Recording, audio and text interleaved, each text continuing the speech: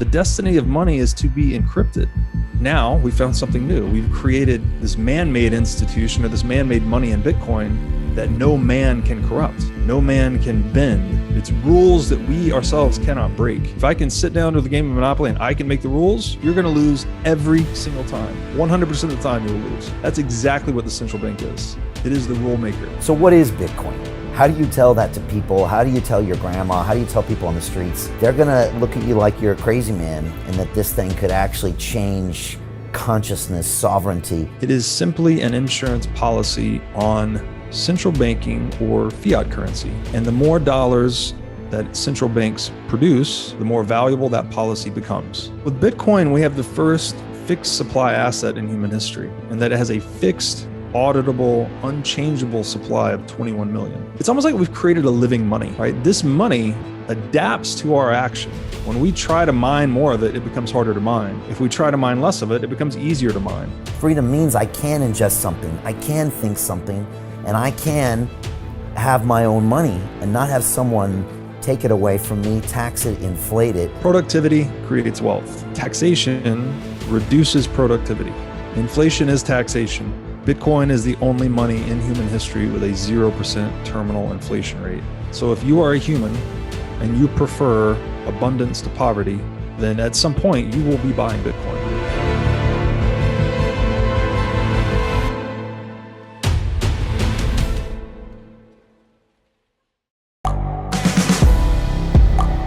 The world is changing. Inspiration is everywhere. It has never been so easy to connect, share, and bring people together. We're learning from others and finding the best in ourselves. Challenging our beliefs, sharing our vulnerability, overcoming our fears,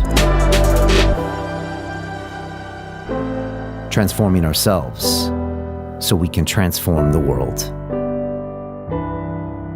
How far can we go? This is London Real. I am Brian Rose. My guest today is...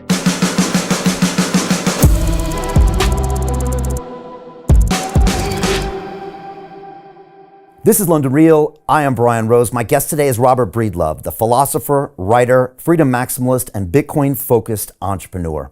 You are the founder and CEO of Parallax Digital, a crypto asset consultancy firm, and host of the What is Money podcast, where you hold conversations with some of the deepest thinkers in the digital world.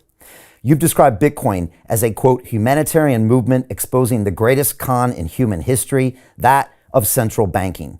You believe that by learning about the connection between honest money, entrepreneurship, and civilization, we are renewing hope for the future of humanity. And you believe Bitcoin is the greatest tool for human freedom ever created, and predicted that by 2031, it could be worth $12.5 million a coin. Robert, welcome to London Real. Brian, thank you so much for having me. Hey, it's great to have you here. I'm super excited to go deep here and maybe zoom out a little bit, because for the past 6 months, we've just gone really heavy into crypto assets and DeFi, and we've kind of got in maybe into the details. We've had Michael Saylor here talking about his kind of paradigm shift or parallax shift. Jeff Booth was here last week, kind of blowing my mind on inflation, deflation. I know you're a fan.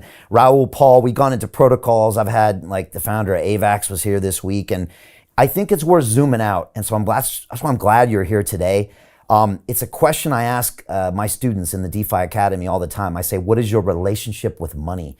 And we've always at London Real been kind of looking into this unspoken phenomenon that is money. We've had Robert Kiyosaki on here multiple times, and he said to me in the studio, he said, Brian, poor people work for money, rich people make money work for them.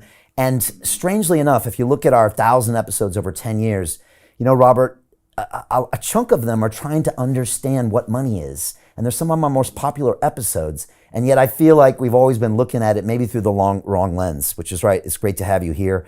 Also, we've always been questioning paradigms, whether it's talking to Jordan Peterson in the studio or talking about psychedelics or going through human movement to like question what's going on in our brains. So I think it's perfect that you're here today. I've spent a lot of time with Dennis McKenna and his brother Terrence McKenna, who used to live in Hawaii like you. I think he once said, I don't know who discovered water, but it certainly wasn't a fish.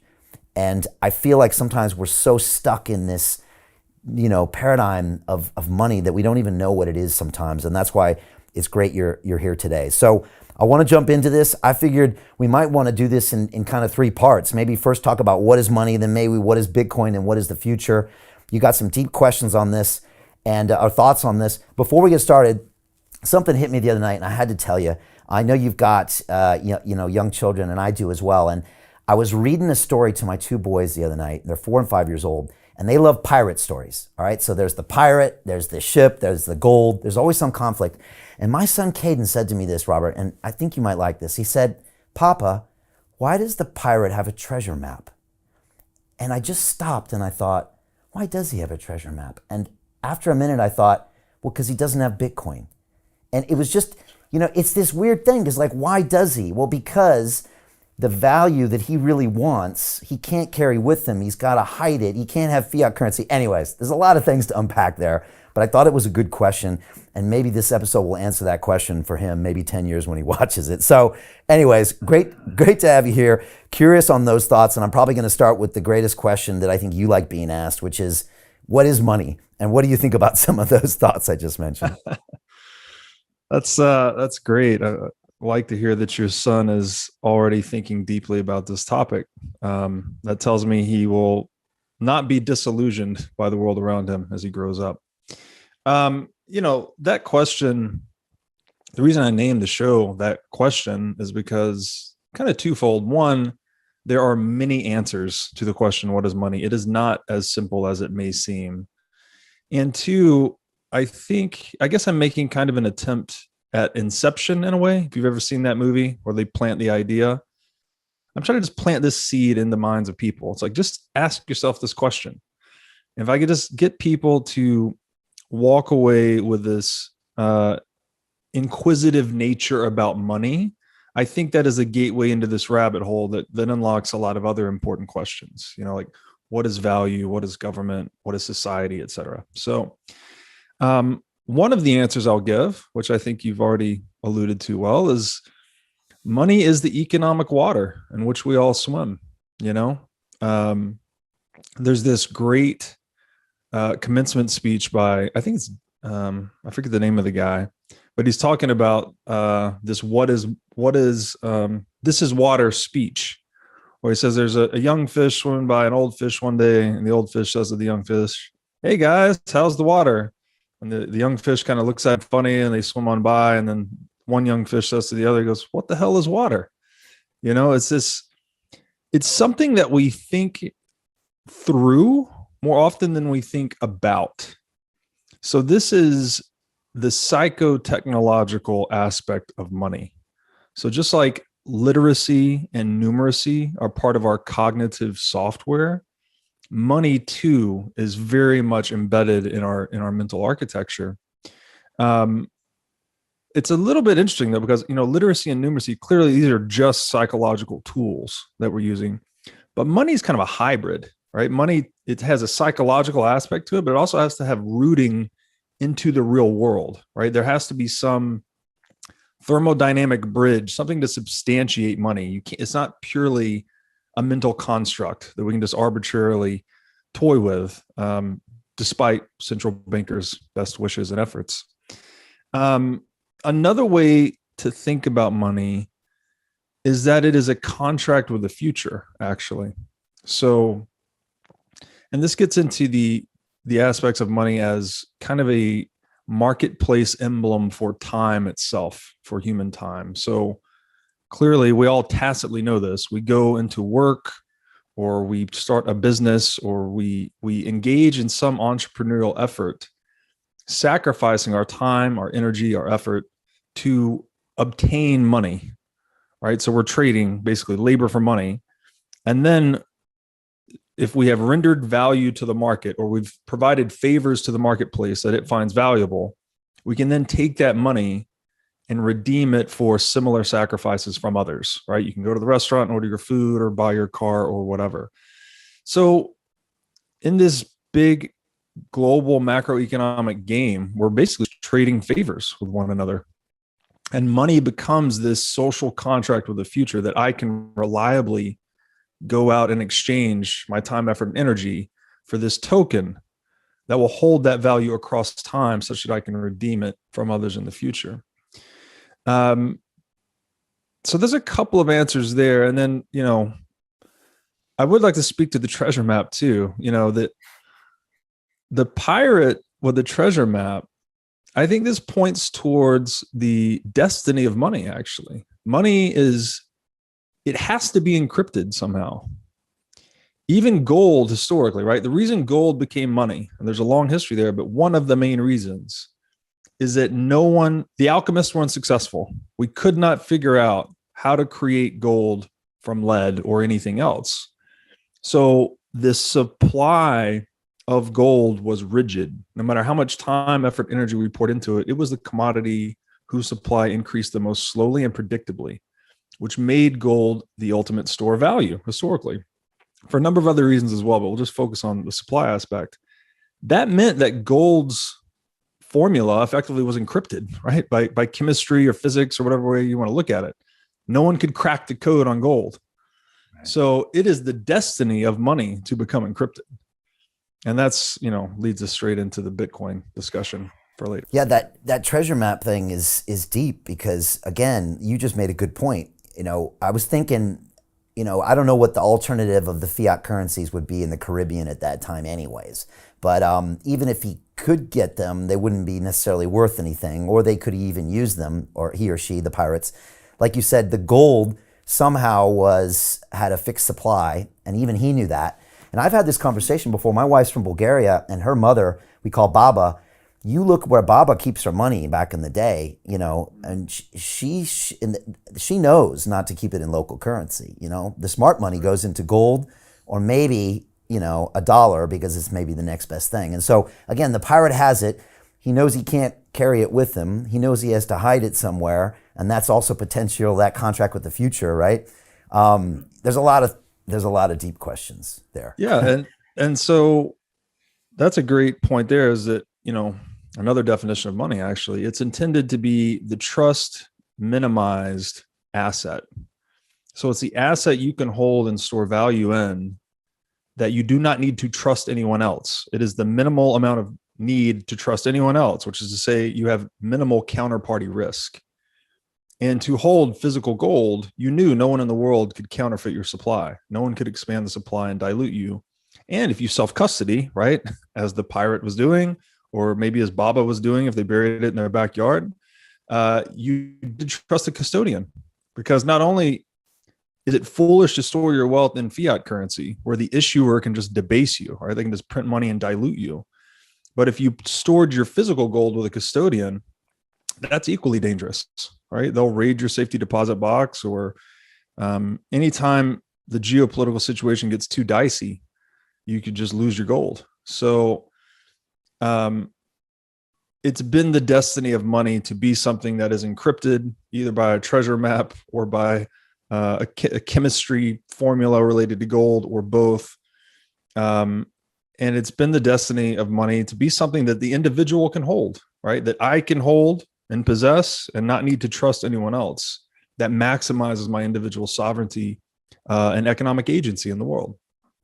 And you've also, called money our most brilliant idea. And if we go from like hunter-gatherer tribe and we try to zoom into maybe a century ago, I mean, when we're hunter and gatherers, we didn't need it, but soon it became, like you said, this water, this incredible way to kind of quantify value. But then, and I've heard you talk about this before, and you maybe talk about it now, when we stopped moving around, we became agrarian, it then became an asset. And then you go on to say, as humans, we always want more of something. And that's when things really started changing. And I wonder if you could talk about that concept, because I don't think a lot of people have really thought about some of those ideas. Yeah, this is a great origin story, actually. So to your point, we're hunters and gatherers for a long, long time, right? So just nomadic people moving around, eating whatever we can kill. The assets we had then were mostly just tools, right? Mostly just bearer assets, the things we could carry. But eventually, and the reasons why are a little bit debated, but I like the one theory that we settled down and became agrarian so we could start growing wheat to make beer. Like we think it was to grow food, but there's a lot of thoughts out there that we actually, and we figured out we could also eat the grain, et cetera, et cetera. Once we settled down and became agricultural, for the first time in human history, we started to create a real economic surplus, right? We're growing more than we can eat. So all of a sudden we need to store this food somewhere. We also started producing these agricultural assets, right? Plows and buildings and, all the tools necessary to grow the food. So this was the genesis of capital, really, beyond just bearer assets like your dagger and whatever. So this, not only did government emerge at this time, because now we had assets that we needed to protect, right? So we needed a protection producing enterprise, such that plunderers did not take this economic surplus. But it also, as economic surpluses emerged, they emerged in more places than one. So these centers of agricultural activity became centers of economic activity, right? One group would grow one form of plant, one group would grow another. They would trade. And this is how we sort of organically discovered what economists call the division of labor. And the easy way to think about this is, there's the old adage, many hands make light work. So like if you can do something that you're really good at and I can do something that I'm really good at, and we can trade, then we are both better off effectively. But again, that trade, there has to be some intermediary, right? Otherwise we're kind of stuck needing to match our wants exactly, right? You need to have the exact amount of bushels of whatever, and I have the exact amount. So money emerges through this process of trade as quite simply the most liquid asset, or the most tradable asset. So, and maybe an easy way to think about this is once people recognize that something is widely accepted in trade, right? Say it's, for a long time it was salt, for instance. Then all of a sudden, I don't need to necessarily demand salt for consumption, right? If I'm trying to trade my farming tool for your fishing rod, I may very likely trade it into salt, just knowing that you're going to accept salt in trade, right? So salt sort of becomes, if you think about the trading in the world is kind of this set of concentric spheres, and the topmost sphere is the most tradable asset. Once that recognition sets in with everyone's trying to trade for the most tradable asset, because then that gives you pure optionality, right? I can take that asset and get anything I want, no matter what want I have to satisfy. I know that I could swap salt if salt is money for that thing. So this is very important, because what are entrepreneurs doing, right? What is an entrepreneur? An entrepreneur is a prophet, effectively, that is mapping his current action to anticipated future market data in pursuit of profits. So the word profit and profit are very, very closely connected here. To deal with the uncertainty that an entrepreneur faces, what is the ideal solution to uncertainty? The answer is options. You want as many options as possible. And this gets us to another definition of money, which is an instrument of pure optionality in the marketplace. It can literally be redeemed for any good or service that any market actor can produce. So I think I like that origin story about the agricultural age, because it points not only to the emergence of the state, but also to the emergence of money more generally. And it also introduces a strange component. I forgot, there was this movie when I was a kid where it was this really popular movie around the States where it was kind of a comedy, but it charted this tribe in Africa that had a Coke bottle dropped in. And once the Coke bottle dropped in, it was a scarce asset and they used it, and then people saw it and they became greedy, and it changed the whole social structure. And so you kind of implied that once we got agriculture and once we got assets, then humans wanted more. And then in that pursuit of wanting more, we start getting into the issue with central banking and inflation, et cetera. Maybe you can explain that link a little bit better, because you have that same thesis that as humans, We always want more. We always want something that we don't, what is it? Nothing. For nothing, right? That's an important core thesis of everything you're saying, because a lot of people either don't want to agree with that or don't want to think about that. But that is part of the root of the problem of what we're even talking about here, right? Yes. Well, it's the thing that's kind of paradoxical or maybe ambivalent, you might say, is that, and there's a whole deep metaphysical conversation here, but I want, where should we start? The universe is kind of something for nothing, right? We don't really know. Maybe the Big Bang is not the right model, but all of this came from basically nothing, according to a lot of modern physics. So the galaxy, actually, all the stars in the Milky Way galaxy and many billions of other galaxies throughout the universe, they are storms of stars revolving around a black hole. We've identified a black hole at the heart of almost every galaxy. So there's something revolving around, nothing, the ultimate nothing. And in man, the heart of man is never satisfied. So there's this black hole in all of our hearts, effectively, that's driving us to pursue something for nothing, right? We always want more, frankly. And it's ambivalent because it's driving the entrepreneur, right? The entrepreneur is trying to brilliantly, elegantly, but sort of lazily solve problems, right? I just want to create a tool that will let me leverage my efforts, right? Let me accomplish greater aims with less effort. That's it. That's the other pursuit of the entrepreneur. So to get something for nothing through innovation or trade, right? That's a pursuit.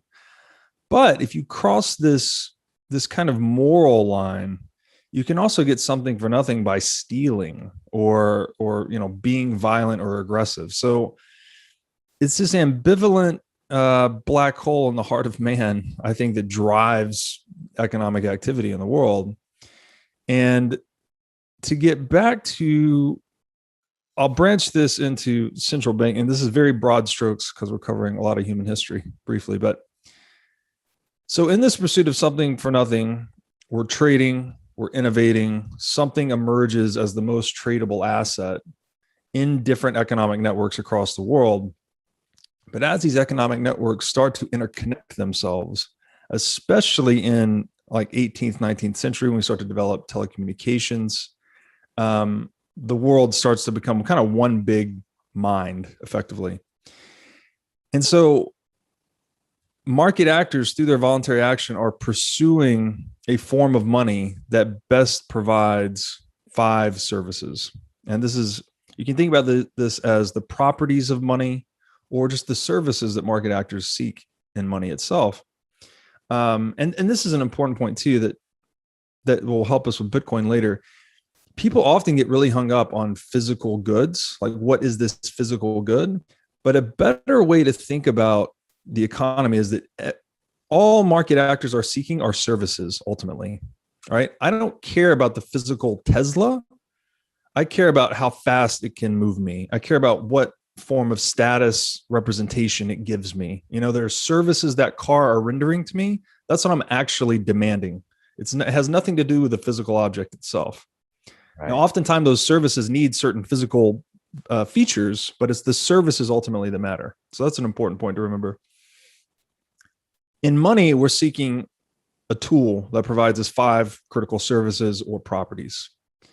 It's divisibility, durability, recognizability, portability, scarcity.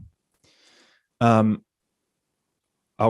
go into detail on that after if you like, but essentially monetary metals best satisfied those 5 properties, right?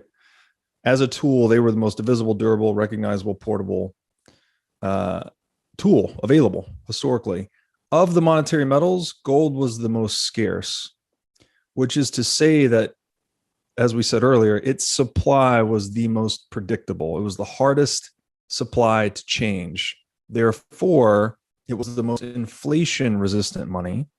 Therefore, it's the best store of value in the world, right? And we all know that, right? Everyone knows gold is a great store of value. It's valuable. Very few of us, it's a tool that's so old, I like to joke that we forgot why it's valuable. Everyone knows gold's valuable. Very few people know the properties of money. One other little nuance here I'll insert that's important is people typically think of scarcity as purely a supply side phenomenon, but scarcity actually occurs when demand exceeds supply. So you can have something that's extremely valuable, but non-scarce. And if it's not scarce, it's not going to have a market price. Oxygen is a great example here. Clearly, oxygen, very valuable to life, but it's so abundant that there's no market price for it yet. Hopefully there's not. So gold was the best monetary technology we had historically, but it had one critical shortcoming. This is a technological limitation that introduced an attack vector for central banks to exploit. And that is that gold is physical, it's heavy, it's expensive to secure, it can be violently confiscated. So to economize the use of gold and to scale it as a monetary technology, we started putting gold in warehouses. And the warehouse would issue a warehouse receipt, whereas each receipt was redeemable for 1 ounce of gold on deposit. Market actors all of a sudden figured out, okay, this is a much cheaper way to transact in something that's as good as gold. So in that one property of money that gold really lacked, which was portability, currency positively augmented the portability of gold such that it made it globally transactable. And this was escalated even further when we later abstracted currency into electronic form. So those custodians or those warehouses ultimately became banks. And again, just due to the economies of scale, right? The more you can centralize gold, the less fixed cost you have related to its abstraction into currency, the more efficient and cost effective it is to use gold as money. So this was great. This allowed us to have all of the desired services of money, properties were now gathered into a single technology, which was gold-backed currency. Wonderful. Right. What's the problem? Money needs to be trust minimized, right?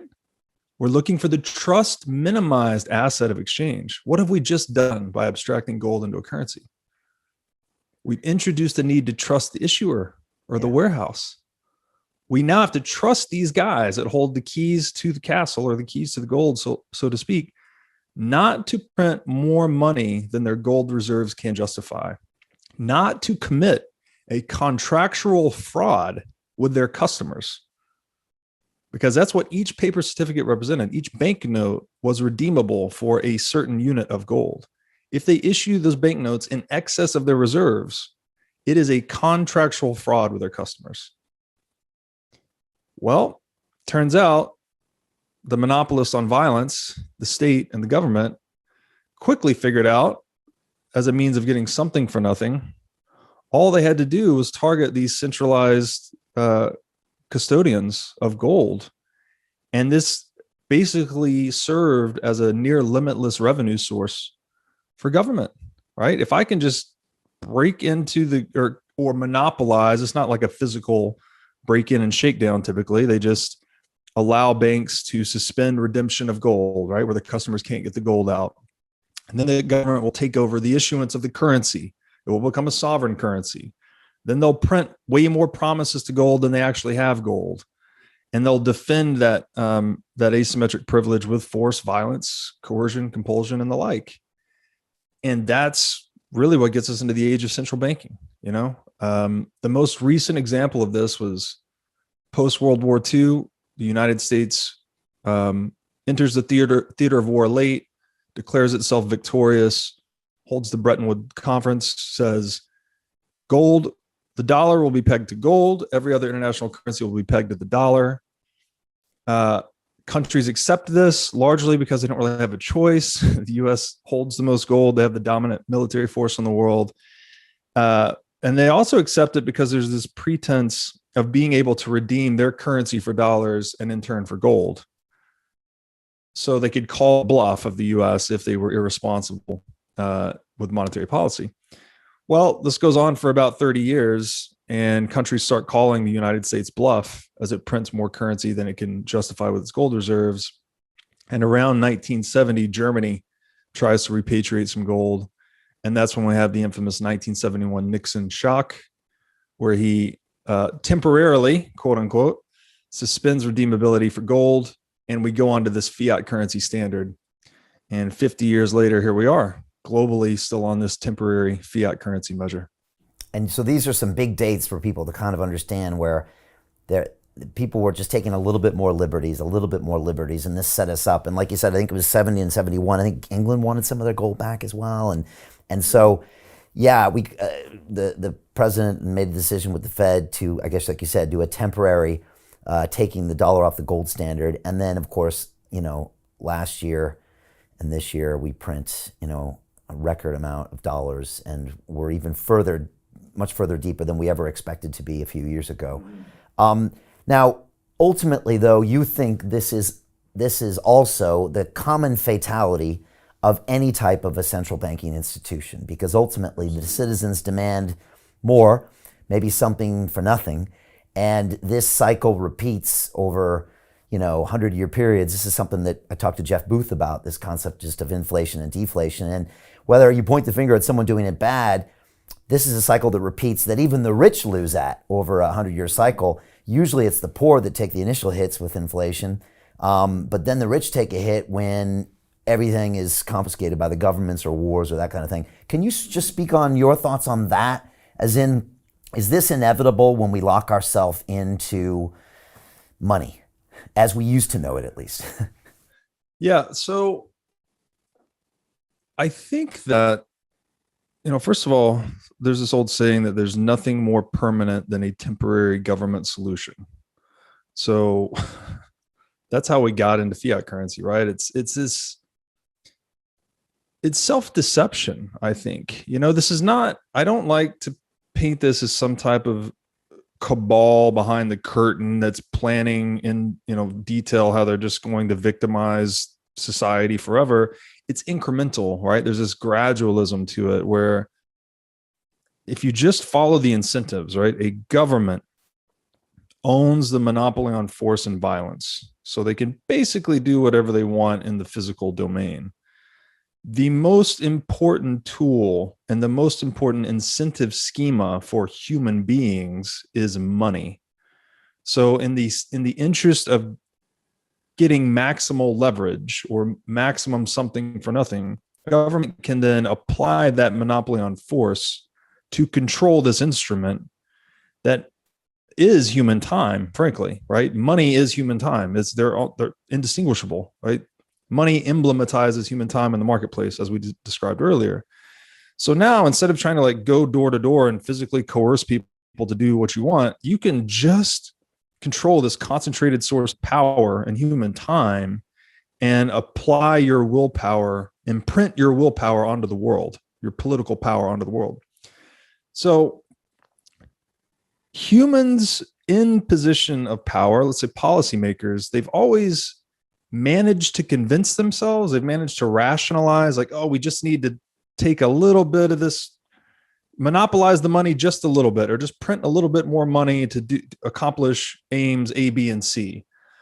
And again, nothing is more permanent than a temporary government solution, right? Every time they add these bureaucratic layers, which they've funded through the theft of monetary manipulation, right? Whether it's inflation or it could be direct taxation as well. They're basically adding layers to this bureaucratic beast that it doesn't ever suffer any Darwinian correction. There's no creative destruction in the government until a government is absolutely destroyed, right? Either in war or overthrown by revolution. So you end up with this coercive element at the heart of every economy, which is antithetical to what an economy is meant to be, right? We create value only through voluntary exchange. When you and I enter into a trade, the only reason we trade is because you think what I have is more valuable to you, and I think the same. I think what you have is more valuable to me. So when we exchange, at least psychologically, we are both better off after the trade. If you remove, this is called the inequality of exchange, is what economists call this. So it might be intuitive to think that we're trading things that are equal in value, but that's not at all what's happening. It's you have to think what I have is more valuable and vice versa. When you break the mechanism of voluntary exchange, you destroy value creation. So when you engage in involuntary exchange, which is to say theft, coercion, compulsion, violence, you are destroying value. And that, I think, is the fundamental problem, is that humans in position of power have managed to rationalize coercion, compulsion, and violence as some temporary solution to some temporary problem. And they're just accumulating these long run risk over time and diverging. The other thing here is that the structure we inhabit, then it becomes divergent from the collective wishes of market actors, right? It's not what they would have voted for. Right. So you've got like more and more theft accumulating in this system of voluntary action. And when they diverge significantly enough, there has to be a reckoning, right? The reckoning comes as warfare or it comes as revolution. So I think, again, the destiny of money is to be encrypted. And I think gold historically is kind of the analog. Like the reason humans chose gold is because it was the thing humans could not pollute with their opinion or political willpower. They could, no matter how much we tried to imprint our political will on gold, we couldn't change it. Right. So gold became the base layer operating system, or the prime mover for human action, if you will. And now we found something new. We've created this man-made institution, or this man-made money in Bitcoin, that no man can corrupt. No man can bend. It's rules that we ourselves cannot break. So we need fair and immutable rules as the bedrock of peaceful cooperation. Because if we can twist the rules, that is the best strategy. To be able to be the rule maker is to be able to win in perpetuity. Right. Obviously, right? If I can sit down to the game of Monopoly and I can make the rules, you're going to lose every single time. 100% of the time you will lose. That's exactly what the central bank is. It is the rule maker. This gets back to the old Rothschild quote, "Give me the ability to issue a nation's currency and I care not who makes its laws." And so before we jump into Bitcoin, can you talk about then this concept of inflation when we're looking forward into what technically should be a deflationary world? And this is something that Jeff Booth talked a lot about. When you pull out your mobile phone, you see the price of everything going to zero. And yet when you look out into the world, the price of everything is going up. And so maybe we just finish with inflation before we jump into the phenomenon of Bitcoin and what it means and how maybe it is the only thing that can keep us honest as humans. What are your thoughts on how do you explain inflation to people? Because most people don't get it. I mean, here in the UK, the government sent out furlough checks and everybody was celebrating that fact. And I just wanted to say, this is going to hurt you the worst. The people getting those checks, you're going to pay for this 10, 20, 30 times over in that inflationary cost. But nobody wants to hear that. And as Jeff said, it's those people that are in such a crisis mode that they can't even process that because it's not enough money to even live. So how do you actually explain inflation to people? First of all, I'd like to say you're absolutely right. Those people that are most excited about those checks are the ones that are being victimized the most, right? Yeah. Because, and by definition, because the reason they're the most excited to get a check for pounds or dollars or whatever is because they depend on that dollar or pound being valuable in the marketplace, right? The more excited you are about getting a check from the government, clearly the higher proportion cash is of your net worth, which means you are being victimized the most through inflation. When they're producing more of they're diluting the thing that you depend on to store value across time. But it's a kind of brilliant deception in a way. So I'll throw out some quick numbers here in the US, and you may have to check me on them because they're a little bit dated, but it came out to roughly $46,000 per US household, the post-COVID monetary expansion, right? Wow. So they printed roughly $46,000 per 130 million US households, I think is roughly the number. Okay. The check comes out and it's around $3,500 per US household. So what's the delta, right? $46,000 per US household produced, around, call it 4,000 sent to each US household. Where's this $42,000 shortfall? Well, of course, it's doled out, at the whim of politicians, let's say. And that is the percentage of dilution that will ultimately roll downhill to those depending on the fiat currency to store value over time. So you're absolutely right. It's those that are most excited are most victimized. To speak to inflation and deflation, we are trading, innovating to become better, right? To become better at producing things with less effort, to become more productive, which is to say to become more wealthy. These things are actually indistinguishable, right? All of the reason we enjoy all these modern miracles of the marketplace is because we have deeply divided labor, right? Again, many hands make light work. When you have 8 billion people coordinating themselves through money and a global symphony of supply chains, all of a sudden we get a lot of innovation, right? Like how you and I are now talking how from around the world through a telecommunication device, like that's a miracle. This is magical. This magic comes from the marketplace. It comes from the division of labor, and it becomes more affordable over time because we have competition, free market competition. So producers are competing with one another to satisfy the wants the marketplace demands at a lower and lower price at a higher and higher quality.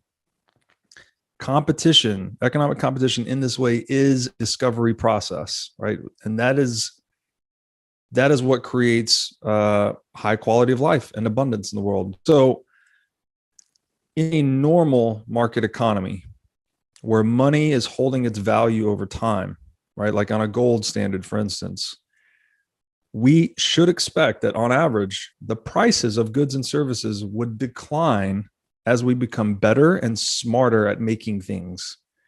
You see this in the world of software and hardware, right? Over the past 10 or 20 years, because it's a newer industry, largely independent of the state. The state has not been able to print faster than we've been able to get better at making technology, frankly. So you've seen a lot of price deflation, right? Prices have declined.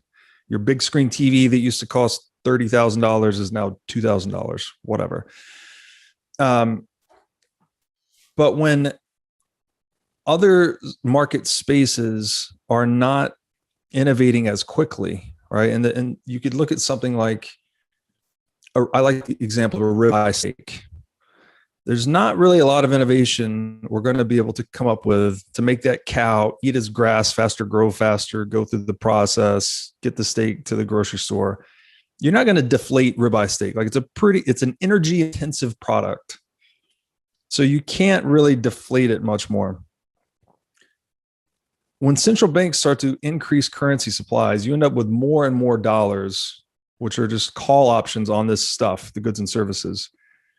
The things that are very energy intensive, like a ribeye steak, we can't technologically innovate that process much more. That's going to go up in price a lot. You know, your Netflix subscription and, you know, your big screen TV may be coming down in price, but energy intensive items go up.